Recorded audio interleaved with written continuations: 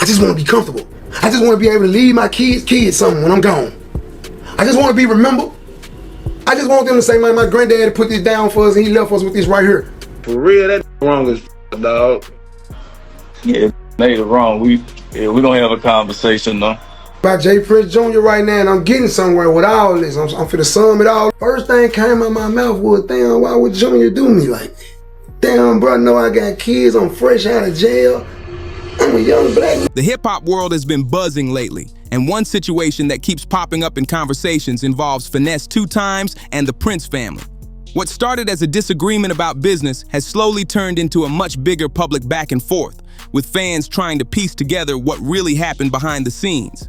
From live stream statements to responses from industry figures, the entire situation has taken on a life of its own, and people across social media are trying to understand how things reached this point. From the outside looking in, it seems like tensions between Finesse 2tymes and people connected to the MobTies camp may have been building for quite some time. The Memphis rapper has spoken openly about frustrations involving contracts, loyalty, and the way certain business matters were handled during his rise in the industry. According to Finesse 2tymes himself, there were moments where he felt like he wasn't given the guidance or protection he expected when stepping into deals connected to his music career. I'm having a problem getting out the contract, and I want to get out the contract at the end of the day. At the end of the day, I still don't want no pause.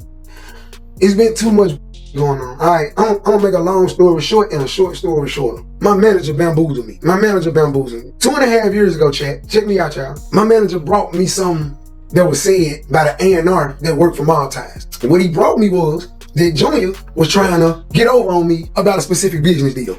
I ain't finna go into details. When he told me, man, don't tell nobody. He told me, don't tell nobody, because keep it under your hat. Don't tell nobody, because I don't supposed to know this. This is what the A&R on MobTies told me. So don't tell nobody. And it was a big situation, y'all. It was a situation where I got out of over $250,000. I got bamboozled out of over $250,000 sub up, and you won't have to go through the ads. I was about to be hit for over $250,000. And that part of the story is important. When artists come out of difficult circumstances and suddenly find themselves navigating major industry partnerships, they often depend heavily on the people around them. Managers, label partners, and experienced figures in the business are usually expected to help artists understand contracts, opportunities, and potential risks. When those expectations don't line up with reality, frustration can build quickly. In commentary circles, many people believe the core of this situation might come down to miscommunication and expectations. Some fans believe Finesse 2tymes expected mentorship and guidance from people he looked up to in the business, while others think the relationship may have been more strictly professional than he realized at the time. Instead, he brought it to me and told me that they tried to bamboozle me and told me to be quiet about it. So I was quiet about it. I appreciate it like girl 93. He wanted me to be quiet about it, bro. So guess what my loyal ass did? Guess what my real ass did? Thinking that it's some loyalty in this shit. Thinking that it's some real nigga in this shit. I stayed quiet, y'all. For 2.5 years, I ain't say nothing. The whole time in my mind, I'm thinking J. Prince Jr. done tried to swindle me for my $250,000 and my little bread, knowing at the time I needed my. So the whole time, I'm mad at Junior. The whole time, I'm going at Junior, mad at Junior, feeling away toward J. Prince about this specific situation, huh? It was a lot more that went with it. And when I talked to J. Prince, we made amends in certain areas. Like, we both agreed that we could communicate with each other more. We both agreed to that. We both agreed that we in a partnership. I'm not signed to MobTies. MobTies don't own me. Atlantic don't own me. I'm not bread game. I am in a partnership. That difference alone can sometimes create serious tension. During one of his live streams, Finesse 2tymes opened up about his experience working alongside individuals connected to MobTies, a brand closely associated with the Prince family. In the video, he explained that some of the business discussions happening behind the scenes left him feeling uneasy. From his perspective, certain things should have been communicated more clearly, especially when it came to financial decisions and long-term planning. According to him, the issue wasn't only about money. In fact, he made it clear that trust played a big role in how he viewed the entire situation. When an artist believes they're surrounded by people who genuinely want to see them succeed, they often assume those individuals will guide them away from potential problems. When that doesn't happen the way they expected, it can create feelings of disappointment. And in the hip-hop business world, trust can be everything. The situation really started gaining attention when Finesse 2tymes explained why he originally chose to align himself with that camp in the first place. According to him, the decision wasn't random at all. He said he believed he was joining forces with people who understood the environment he came from and the struggles he had experienced before entering the music industry. Finesse 2tymes and MobTies. MobTies is signed with Atlantic. They have their own deal. Now, when I brought, it was a few things that we went through, and I ain't gonna put, you know what I'm saying, because we talked about it. It was a few things we went through that he still didn't tell me that I feel like he should have told me. Now, as a business, as far as business, I ain't gonna lie. You don't owe me no loyalty. You don't owe me no loyalty when it comes to business. It's personal. When you got a sitting up telling you they love you, when you got preaching loyalty, when you got to understand you cannot do this and then handle business at the same time. You can't say you love somebody and you're gonna be there for them and I'm talking about the labor situation. You like, who we talking about? I'm talking about the labor situation, man. Catch up. I'm talking about J. Prince Jr. right now, and I'm getting somewhere with all this. I'm finna sum it all up for y'all. Don't tell me you love me. Don't tell me we going to the top, this, then, the third, this, then, the third. And then don't tell me all the game. I still don't with it. Ain't no excuse to not giving a nigga the game. Finesse 2tymes has often spoken about the challenges he faced earlier in life, including long stretches away from the music scene. Because of that history, he said he was looking for a team that would not only help him succeed musically, but also guide him through the complicated side of the industry. From his perspective, the MobTies connection seemed like the right move at the time. He believed the partnership could help him build his brand, expand his career, and avoid mistakes that many artists make when dealing with contracts and label agreements. But according to what he later explained in his live stream, things didn't unfold exactly the way he expected. As time passed, that partnership reportedly became a source of frustration for him. Once he began speaking about those frustrations publicly, the story quickly started spreading across social media and hip-hop discussion pages. Fans began debating who might be right, who might be wrong, and whether the entire situation might actually be a misunderstanding that spiraled out of control. Let me show y'all how loyal I am. Let me kick y'all some guys. I know I could have came home and signed with anybody, chat. I could have came home and signed with whoever I wanted to sign with, chat. Y'all know why I chose MobTies? It's because I thought, from my experience, the people that came in counter with them, what I done read on, because I read the old man book, I thought that loyalty existed. I thought that they was going to teach me the game. I thought that since they was black and they done been in the street before, that they gonna, I appreciate that they gonna understand what I done been through. They ain't gonna get over on me in no shape, form, or fashion, and MobTies is gonna help me build a brand. That was my dream. I thought that MobTies was gonna help me build my brand. I didn't, all that other, they do bad deals, but I ain't never heard that, and I wasn't riding off it before when I heard it. Because how I deal with you, that don't mean they gonna deal with me like that. Not on no tough, but it's just like that. You know what I'm saying? Like, just because he did that, you know what I'm saying? My problem with Jay Prince is I just feel like he could have put me on more game. Some people believe the disagreement could simply be the result of different expectations about business relationships, while others think there may be deeper details that the public still hasn't heard yet. Either way, the moment the situation started gaining attention online, it was clear the conversation wasn't going to stay quiet for long. And during one of his live streams, Finesse 2tymes decided to explain the moment he believes everything started going sideways. According to him, a key turning point happened when his manager allegedly approached him with information about a business situation involving a significant amount of money, something that immediately caught his attention and raised serious questions about how certain deals were being handled behind the scenes. From the way Finesse 2tymes described the situation during his live stream, he believed he might have been placed in a deal that could have cost him a very large amount of money. According to his explanation, the situation involved a potential loss of hundreds of thousands of dollars, which immediately raised serious concerns on his end. For any artist, especially someone who had worked hard to build momentum in the industry, the idea of losing that kind of money would obviously be alarming. But it's important to remember that this is his version of events, and situations involving contracts and business negotiations often have multiple sides to the story. Still, Finesse 2tymes made it clear that the moment stuck with him because of how the information reached him in the first place. During the live stream, he explained that his manager allegedly approached him with details about the situation and warned him that something didn't look right. According to Finesse 2tymes, his manager told him that an issue involving a deal connected to MobTies might have put him at risk of losing a significant amount financially. What made the moment even more complicated, at least from Finesse 2tymes' perspective, was the advice that came along with the information. He claimed that after hearing about the situation, he was encouraged to keep everything quiet and not speak publicly about it. In other words, he says he was told to hold on to the information and not bring it up, even though it had clearly bothered him. So according to his story, that's exactly what he did. Finesse 2tymes said he chose to stay silent about the situation for more than 2 years. Guess what B told me? Say no more. I don't know if he thought I was playing or not. He was with me, y'all, all the way up until we got on the phone. When we got on the phone, he didn't tell J Prince Jr. and his A&R what he told me. And that's up, because that's my manager. So you mean I appreciate the sugar real big monster. This sugar, y'all, I appreciate it, baby. He didn't tell me the same thing. He didn't tell them the same thing he told me. When he brought it to me, it was, I ain't gonna lie, fool, I ain't gonna lie, but you gotta keep this one under your hat. You got to keep this one under your... I'm like, you know I ain't gonna say nothing. What's up, nigga? Tell me.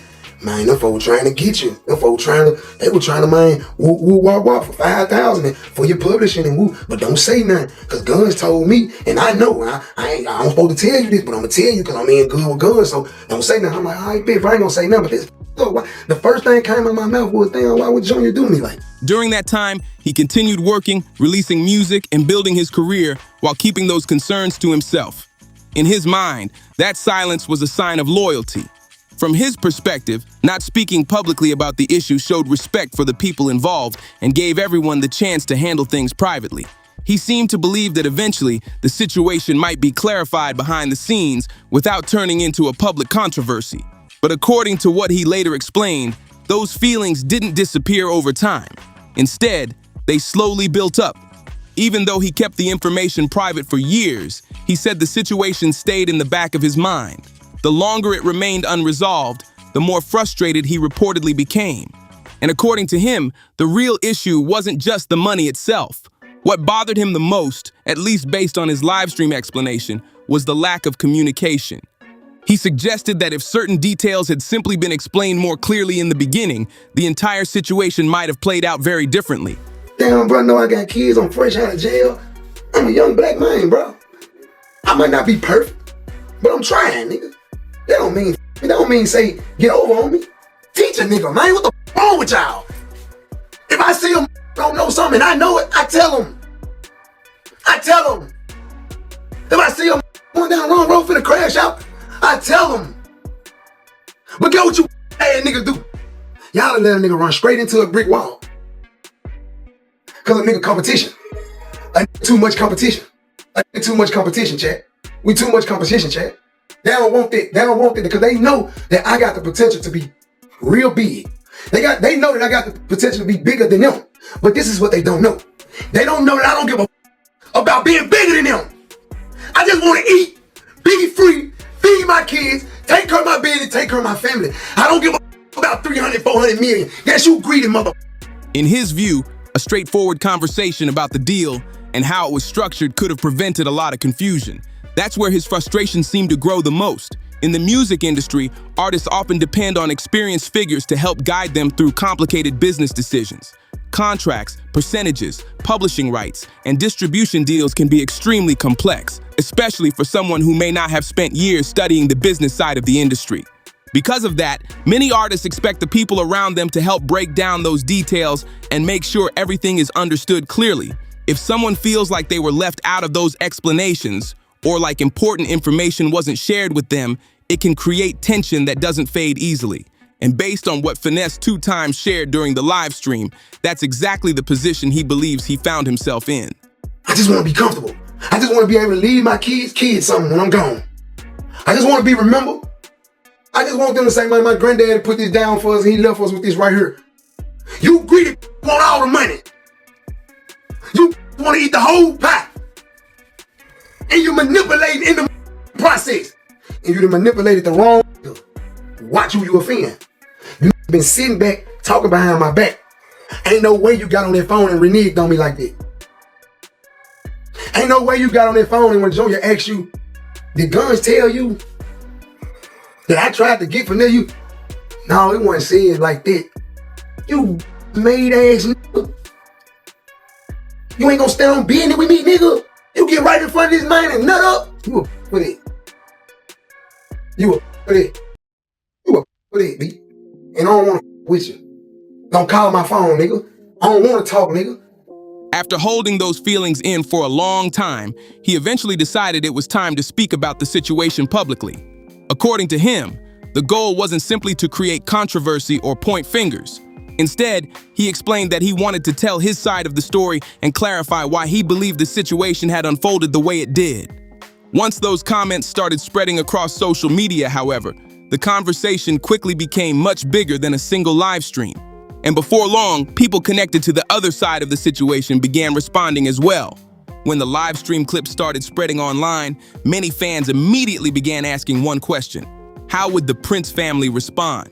It didn't take long before people connected to the situation started addressing it publicly. First, J. Prince Jr. appeared to respond in conversations that circulated online, speaking about the situation and the disrespect he believed had been shown toward his family. From his perspective, certain comments crossed the line, especially when family members were mentioned. Yeah, they wrong. We don't have a conversation though.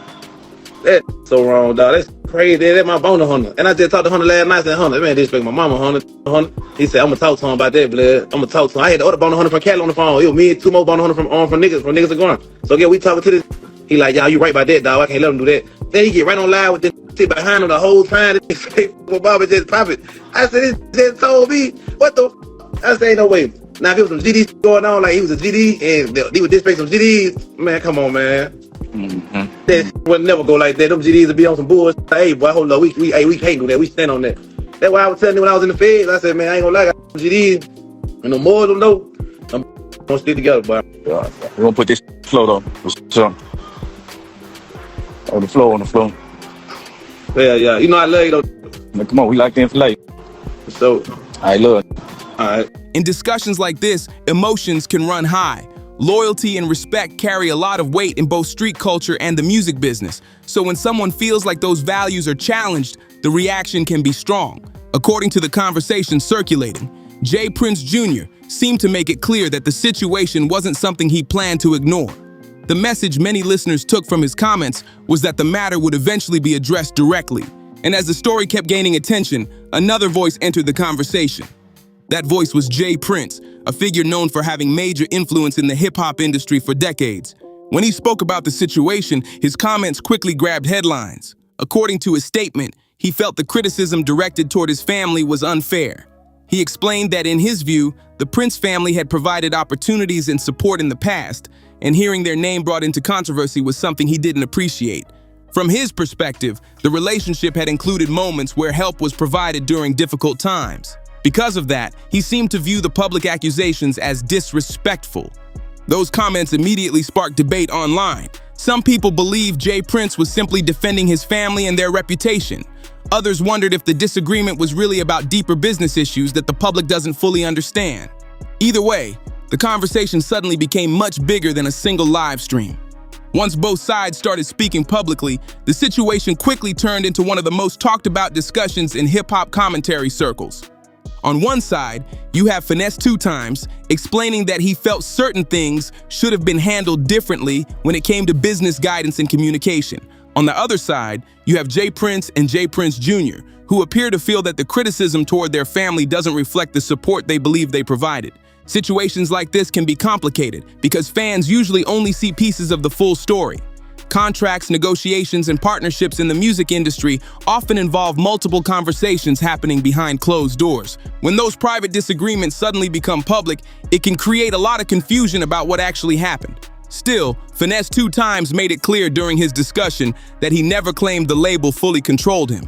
Instead, he described the arrangement as more of a partnership situation connected to the MobTies brand and larger industry distribution deals. From his point of view, the issue was less about ownership and more about feeling like he didn't receive the mentorship he expected. He explained that when he first aligned himself with that camp, he believed he would gain access to valuable knowledge about the industry.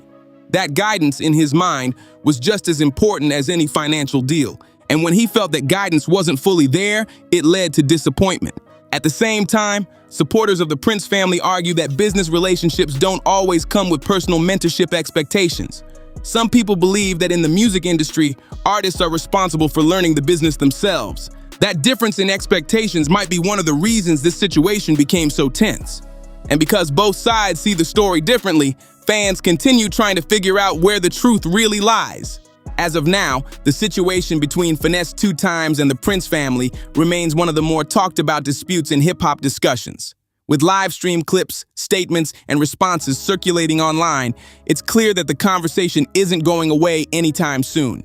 What makes the story interesting is that both sides seem to believe they're standing on their own version of loyalty and respect. From Finesse 2tymes' perspective, he appears to feel like he entered a partnership expecting guidance and fairness, especially considering the challenges he had already faced earlier in life. For him, the frustration seems to come from feeling like certain opportunities for mentorship didn't happen the way he thought they would. Meanwhile, figures like J. Prince and J. Prince Jr. appear to believe their actions have been misunderstood. From their viewpoint, they provided opportunities and support, and hearing accusations publicly may have felt like their reputation was being questioned. When situations like this unfold publicly, the truth is usually more complicated than a single clip or statement can explain. And business disagreements in the music industry often involve contracts, negotiations, expectations, and personal relationships all mixed together. Once emotions get involved, those disagreements can quickly turn into major public debates. For now, many fans are simply watching to see whether the situation cools down or if more responses appear in the future. Because if there's one thing hip-hop history has shown, it's that industry disputes rarely stay quiet once they reach the public stage. And with big personalities involved in this situation, there's always a chance that another response or clarification could appear at any moment. But what do you think about everything that's been said so far? Let me know your thoughts in the comments and stay tuned for more breakdowns on the latest conversations happening in music and pop culture.